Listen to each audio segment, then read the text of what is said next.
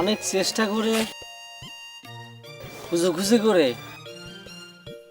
কোনো কুত্তে বেলা পেলাম না যে আমার স্বপ্নের কথাটা শুনবে।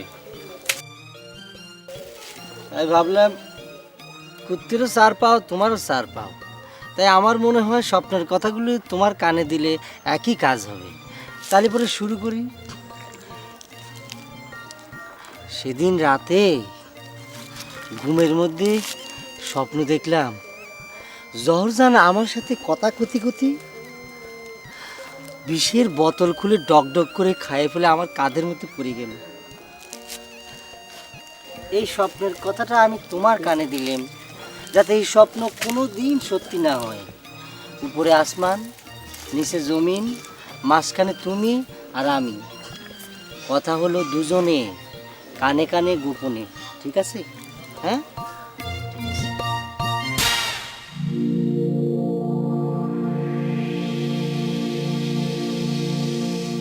আপনাকে তো চিনা মনে হচ্ছে। চিনতে একটু অসুবিধা হতে পারে, ড্রেস পরা নাই তো। ও স্যার, আপনি স্যার একদমই চিনতে পারিনি, অনেকদিন পরে দেখা তো। কেমন আছেন স্যার? ভালো। তোমরা পশু পাখির সাথে কথা বলতে পারো? তোমরা তো সাংঘাতিক কামেল মানুষ। তো তোমার কাছে অনেক কিছু শেখার আছে। সব কিছুই ওস্তাদের দোয়া। ওস্তাদের কাছে তো আমরা কিছুই না। স্যার, ওস্তাদের সাথে দেখা করবে আসছেন, চল। আচ্ছা, ওই গৌড়ার সাথে কি বিষয়ে কথা বলছিলে?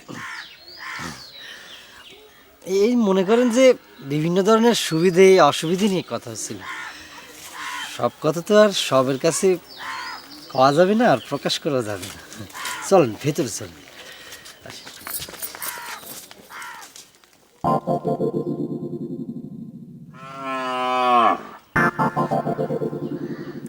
দারুণ মি তো। কিডা? আমার এই ছোট বাবু। স্যার চলেন।